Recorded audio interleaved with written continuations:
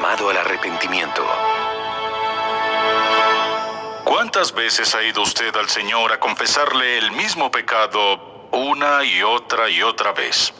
¿Y cuántas veces le ha dicho cada vez cuánto lo lamentaba? ¿Y cuántas veces luego de decirle cuánto lo sentía, le ha dicho que no volvería a hacerlo? Y de las veces que dijo que no volvería a hacerlo, ¿cuántas veces en el fondo sospechaba dentro de usted que sí lo haría? Bien, quizás diría, lo he confesado y confesado y confesado y confesado, pero por algo parece que no tengo victoria alguna sobre esto en mi vida. ¿Acaso no dice la Biblia que si confesamos nuestros pecados Él es fiel y justo para perdonarnos y librarnos de toda maldad? Entonces, ¿por qué no tengo victoria en esta área en particular en mi vida? Pues de eso deseo hablar en este mensaje, un llamado al arrepentimiento. Ahora, si alguien le preguntara, ¿qué es arrepentimiento? ¿Cómo lo definiría? Pues lo veremos en breve. Le invito a que me acompañe a Lucas capítulo 24. Al final de Lucas, en el capítulo 24, en la última parte, desde este versículo Cristo se despedía de sus discípulos con determinadas palabras. Y en el proceso de hacerlo, les dice justo cuál debe ser el mensaje al ir a compartir lo que vieron y escucharon de Él y a dar testimonio. Entonces dice, comenzando desde el versículo 44, y les dijo, estas son las palabras que os hablé estando aún con vosotros, que era necesario que se cumpliese todo lo que está escrito de mí en la ley de Moisés, en los profetas y en los salmos. Entonces les abrió el entendimiento para que comprendiesen las escrituras. Y les dijo, así está escrito y así, fue necesario que el Cristo padeciese y resucitase de los muertos al tercer día, y que se predicase en su nombre el arrepentimiento y el perdón de pecados en todas las naciones, comenzando desde Jerusalén. Y vosotros sois testigos de estas cosas. He aquí yo enviaré la promesa de mi Padre sobre vosotros, pero quedaos vosotros en la ciudad de Jerusalén hasta que seáis investidos de poder desde lo alto. Dijo, el mensaje es arrepentimiento para el perdón de pecados, y el Espíritu Santo estará en, con y sobre ustedes para facultarlos y hacerlo bien. Ahora, ¿qué quiere decir cuando la Biblia habla de arrepentimiento? En el Nuevo Testamento se usan dos palabras para hablar de arrepentimiento, pero en esencia, ¿qué quiere decir? Significa reconocer mi pecado, que implica un dolor piadoso por mi pecado y un compromiso de mi parte, escuché, un compromiso de mi parte para un cambio de rumbo. O sea, arrepentirme es más que sentirme mal por mi pecado. Arrepentirme es más que sentir dolor por mi pecado. Arrepentirme es más que tener remordimiento por el hecho de haber pecado contra Dios, a eso se refiere. Sin duda, arrepentimiento va más allá de nuestros sentimientos. Por ejemplo, alguien puede sentirse muy mal por su pecado, por haber descubierto cuáles son las consecuencias. Pueden sentirse muy contritos por su pecado porque alguien más lo descubrió. Pueden estar muy afligidos por su pecado por egoísmo, por cómo los ha hecho sentir y también por cómo los ven.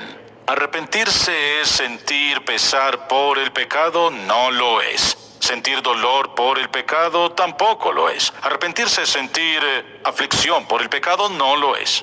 Todo eso es parte del proceso, pero no es arrepentimiento. En el Antiguo Testamento, la connotación para arrepentimiento es voltear. Cuando una persona se arrepiente de su pecado, cambia de parecer. Ese cambio de mentalidad resultará en un cambio de dirección, un cambio de conducta, cambio de comportamiento en su vida. De lo contrario, ¿qué significaría arrepentimiento para mí? No quiere decir solo dolor, pesar, remordimiento por algo que hayamos hecho.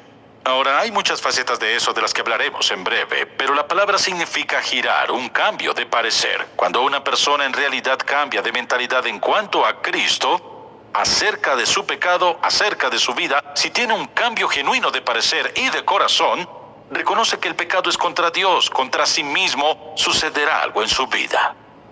Y dice que hay que predicar arrepentimiento. Eso es porque Dios quiere que haya un cambio en la vida de la gente, pues si viven en pecado, viven en desobediencia, en rebeldía, van a autodestruirse. Y Dios sabe cuáles son las consecuencias del pecado, todas las consecuencias del pecado. Arrepentimiento es cambio de mente. cambio de corazón, que resultará en un cambio de conducta, en un cambio de comportamiento.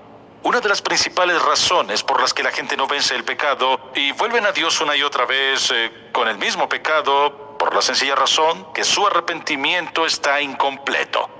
No es arrepentimiento completo. Ahora, deseo que veamos el papel del arrepentimiento en la vida de alguien que no es creyente. ¿Qué lugar tiene el arrepentimiento en la vida de alguien que no es creyente?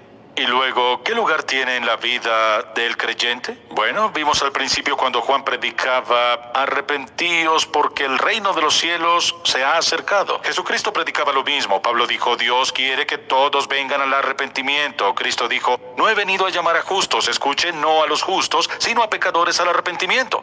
Ahora, ¿por qué no dijo salvación? ¿O por qué no dijo fe? Porque usaban esos términos indistintamente. O sea, al decir que no llamó a los justos al arrepentimiento, sino a pecadores al arrepentimiento, ¿a qué los llama? A un cambio de vida, salvación para el perdón de pecados. A menudo, esos términos se utilizan indistintamente. Arrepentirse para salvación. Pero no siempre eso, así que se lee en el contexto de qué dijo y qué quiso decir. Ahora, y al pensar en eso, quizás alguien diga, bueno, sé que lo uso para salvación, pero ¿qué hay de todo este tema de la fe? ¿O qué de todos esos versículos escritos en la Biblia que dicen que somos salvos por fe? El arrepentimiento ni se menciona, por ejemplo, en el Evangelio de Juan. Dijimos que la palabra arrepentimiento ni siquiera aparece ahí. Pues, ¿por qué no? Por la sencilla razón que entendieron que fe y arrepentimiento van de la mano. Usted puede tener, si tiene fe genuina, tendrá arrepentimiento genuino. Ahora bien, por ejemplo, cuando la Biblia dice, cree en el Señor Jesucristo y serás salvo tú y tu casa, eso le dijo Pablo al carcelero de Filipos. Por ejemplo, él preguntó, ¿qué debo hacer para ser salvo? Cree en el Señor Jesucristo y serás salvo. Pudo haber dicho, cree y arrepiente.